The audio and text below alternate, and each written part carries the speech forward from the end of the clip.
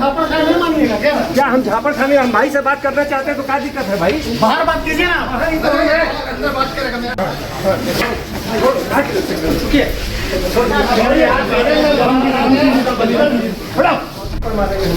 कौन मार रहा था झापा? काहे मारिएगा झापा? काहे झापड़ मार? क्या बोल रहे हैं? कहाँ मार रहे हैं? नहीं आप काहे मार रहे हैं झापड़? मारिए मारिए झापड़। नहीं रिक्वेस्ट के बाद आप झापड़।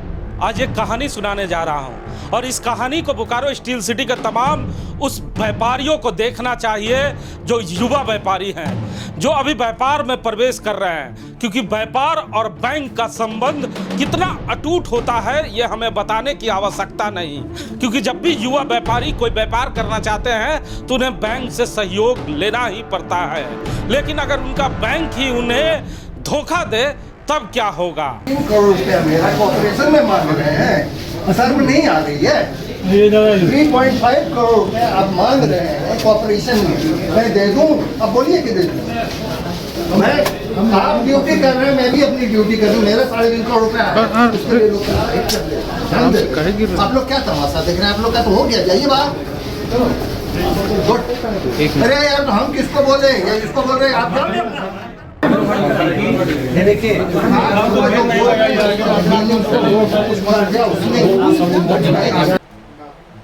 जी हाँ, ये तस्वीरें सेक्टर 4 सिटी सेंटर की है। जो आप ये तस्वीरें देख रहे हैं जहां पर ढेर सारे लोग जमा हैं, पुलिस वाले जमा हैं। आखिर आप सोच रहे होंगे कि इस व्यापारी केंद्र में पुलिस वाले क्यों पहुंच गए हैं, तो जरा आपको पहले उस जगह की तस्वीर दिखाते हैं। समझे ना? नहीं मारना ही है तो मारिए, देखेंगे। नहीं वैसा नहीं तो यहाँ लाठी है, डंडा है। निकलिए, आप लोग निकलिए सारे लोग। घुमाइए हमको। आप आपको निकलना है कि आपको भी जाइए? बेटे ठीक है, बैठिए। चलिए इन लोगों को लेके आइए, उठा के लेके आइए। क्या हम झापड़ खाने, हम भाई से बात करना चाहते हैं तो क्या दिक्कत है भाई? बाहर बात कीजिए ना। अंदर बात करेगा मेरा।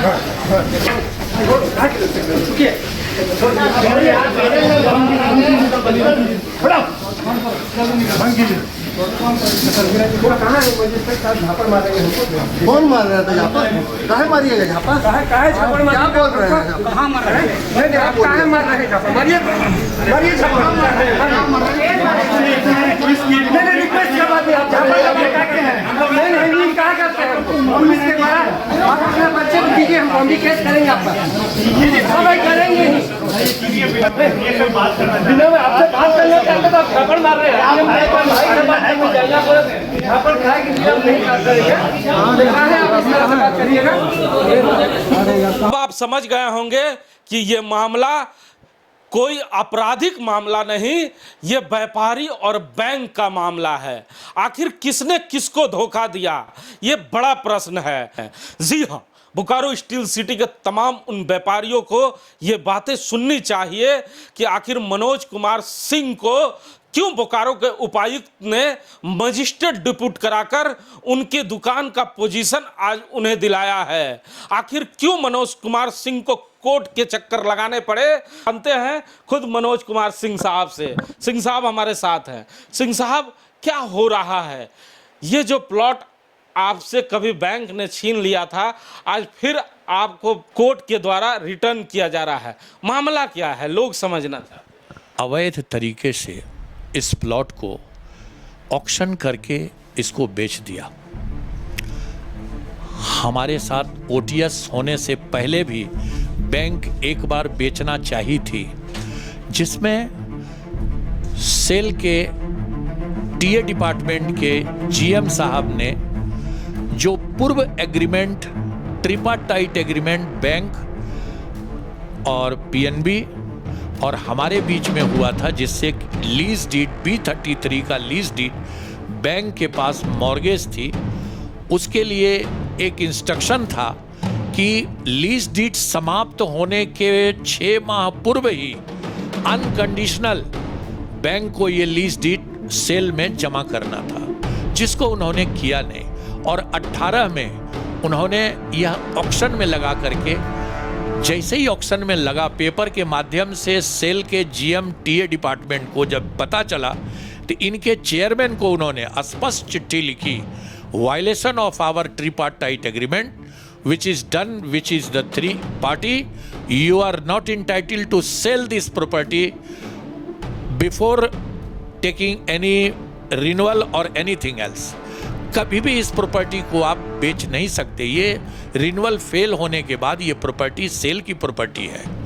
फिर भी उसके बाद वो उस समय रुक गया प्रॉपर्टी। उसके बाद 70 लाख रुपए की राशि को कम करके और किसी व्यक्ति से मिल करके, जिनका नाम विनायक कुमार सिंह जी है, बालीडी में रहते हैं, उनको इन्होंने कंस्पिरेसी के तहत जो है इस बिल्डिंग को बेचा, जिसका 10 साल पूर्व रिन्यूअल फेल था। सिक्योर्ड इंटरेस्ट का मतलब होता है कि जिस प्रॉपर्टी पर बैंक की सिक्योरिटी समाप्त हो जाती है उसको बैंक बेच नहीं सकती। तो ये जब रिन्यूअल फेल हो गया, अगर उस बीच के तहत अगर वो रिन्यूअल करा लिए होते तो ये प्रॉपर्टी वैलिड थी, और उसको उस तहत जो है उन्होंने रिन्यूअल फेल की अवस्था में जिसको वो बेच नहीं सकते, उसको फिर बेचने के लिए उस पार्टी को ला करके उनको बेच दिया। जबकि हमारे ओटीएस होने के बाद मैंने 1 करोड़ 5 लाख रुपया बैंक में आग जब लग गया था उस समय मैंने ला करके जमा दिया, और मेरी वचनबद्धता थी कि मार्च 2019 तक 3 माह के अंदर में मैंने 1 करोड़ 5 लाख दिया, 1 करोड़ 50 लाख रुपया हम उसके बाद मार्च 10 तारीख तक जमा देंगे। उसके पहले बैंक इस प्रॉपर्टी को हाथ लगाया जिसमें सिक्योर्ड इंटरेस्ट फेल था, जिसमें कानूनन हुआ उस प्रॉपर्टी को बेच नहीं सकते, उसको बेचने के लिए लगा दिए। मैं सुन करके हवा खो गया।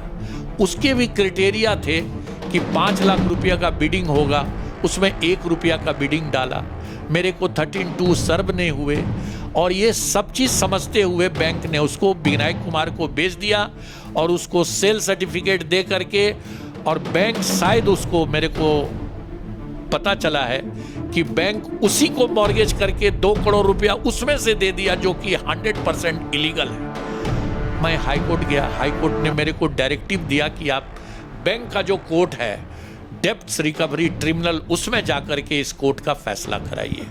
मैं 3 साल से उसमें झूल रहा हूँ। बैंक यकीनन हर समय आईए पिटीशन डाल करके मेरे को तबाह कर रही थी। अंतोगत्वा सत्य की विजय होती है।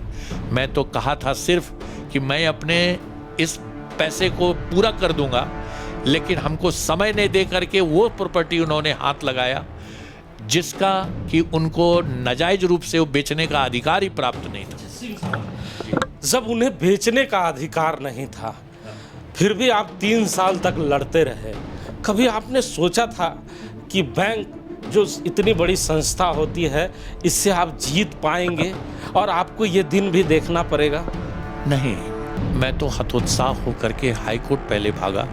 हाई कोर्ट ने मेरे को डायरेक्टिव दिया कि आप इस कोर्ट में जाकर के अपना फैसला कराइए। पहले कोर्ट की सीमाएं थी, जजेस वहाँ नहीं थे, जो कलकत्ता, पटना, कलकत्ता, रांची हो करके एक ही जज आते थे। महीना में 1-2 दिन डेट लगती थी। जब से परमानेंट जज यहाँ बैठ गए तब से सुनवाइयाँ हो रही है, और हमारे अधिवक्ता ने एक पर बैंक का काटा वाजिबन देख करके कि अरे यहाँ तो आपने गलत किया, यहाँ तो आपने गलत किया। हर संज्ञान उनके ऑर्डर में लिखा हुआ है। बैंक ने किस कंस्पिरेसी के तहत मेरे को इस प्रॉपर्टी से बेदखल करने के लिए हर संभव प्रयास किया। तो आपको नहीं लगता कि अगर कोई आम आदमी जब बैंक से कोई गलत काम करता है तो बैंक उन पे FIR दर्ज कराती है? आज अगर बैंक के अधिकारी गलत काम कर रहे हैं तो उन लोगों पे भी FIR होना चाहिए। बैंक मेरे ऊपर ही इस प्रॉपर्टी के डील होने से, वन टाइम सेटलमेंट होने के पहले मेरे ऊपर भी केस किया है बैंक ने, जो वह भी आज यहाँ से इंटरिम बिल लेकर के मैं आगे हाई कोर्ट में उसको क्वेश कराने के लिए लड़ रहा हूँ। बैंक के हर एक जवाब देने के लिए मैं हर समय बैंक का by the for the of the रहा हूँ शुरू से। आज बहुत लंबी जर्नी है हमारी बैंक से। 2000 के बाद से मैं यहाँ तक पहुँचा, 3 लाख से यहाँ तक पहुँचा अपनी सारे क्रिसल रेटिंग को ठीक करते हुए, और हमारे साथ बैंक ऐसा करेगी मैं ऐसा सोच भी नहीं सकता था कि इस प्रॉपर्टी को हाथ लगा करके, जबकि उसके लिए भी मैंने बायर लाया था कि ये लगा करके भाई अच्छे प्राइस में बिक जाएं। आप मेरे क्वालिटी के जो व्यापारी हैं, जब वो प्रॉपर्टी खरीद रहे होंगे क्योंकि बड़ी प्रॉपर्टी थी और बड़ा पैसा जमा करना था, तो उन्होंने कागजात की जांच नहीं की कि जो फैल है, रेनुअल फैल है, उस प्रॉपर्टी को हम खरीदने जा रहे हैं। तो क्या लगता है कि उन्होंने भी कुछ गलतियां कर दी? आम परिचय में कह सकते हैं कि जिस किसी भी प्रॉपर्टी का लीज रिन्यूअल फेल हो जाता है, विगत 10 साल से फेल है, उसको मैं तो नहीं समझता हूँ कि कोई भी व्यापारी उसको, बोकारो में कोई भी व्यापारी उस प्लॉट को खरीदने के लिए रेडी नहीं थे। लेकिन बैंक और उनके बीच में कैसी समझौता हुई मैं बोल नहीं सकता, वो उस प्रॉपर्टी को खरीदने के लिए तैयार हो गए।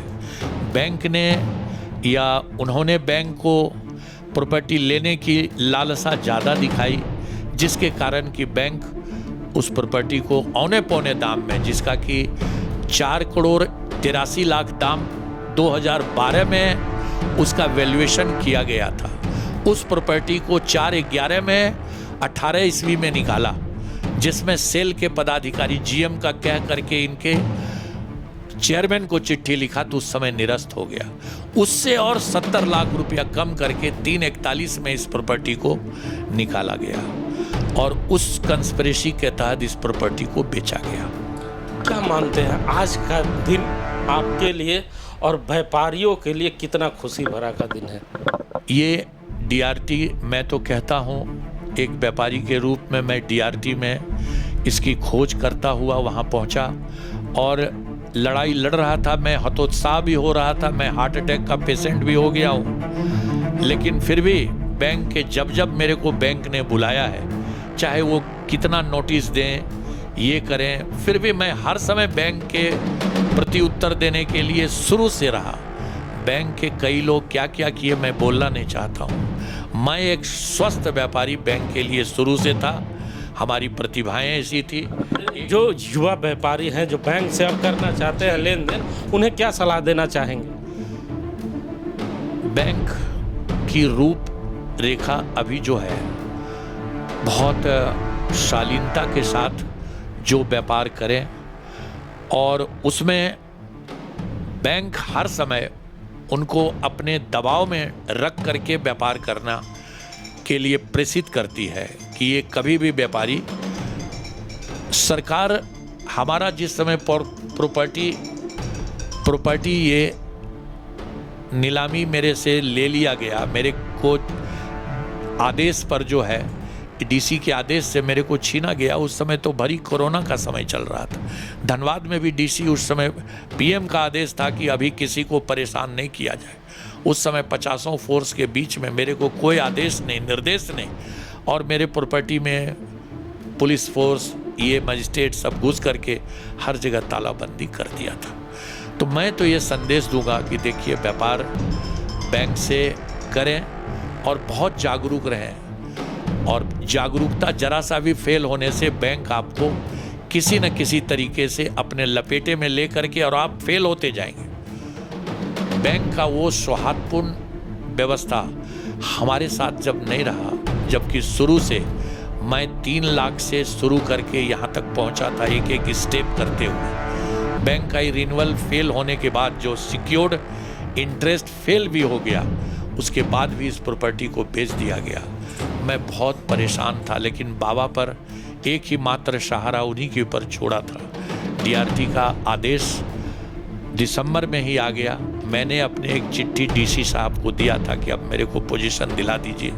नाम भी निरस्त हो गया, और डीआरटी में हर लेवल पर बैंक को दोषी करार ठहराया है, वो उसमें लिखा हुआ है। विनायक कुमार का नाम को भी उन्होंने निरस्त किया।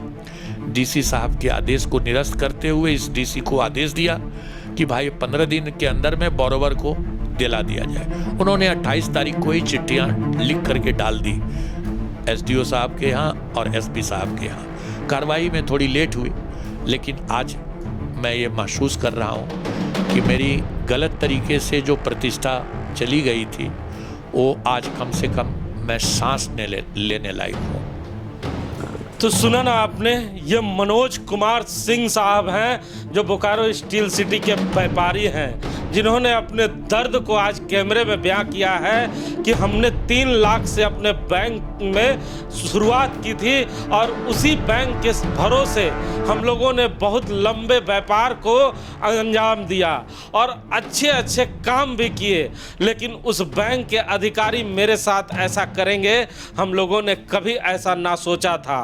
आज से 3 साल पहले जो प्रतिष्ठा बैंक ने गलत तरीके से लिया है, आज भोले बाबा की कृपा से वो प्रतिष्ठा फिर से वापस आई है और कोर्ट ने मुझे न्याय दिया है। उन्होंने तमाम युवा व्यापारियों को ये सलाह दिया है कि वो बैंक से रिश्ता रखे, लेकिन रिश्ते के साथ साथ अपने कागजात पर भी ज़रूर ध्यान दे।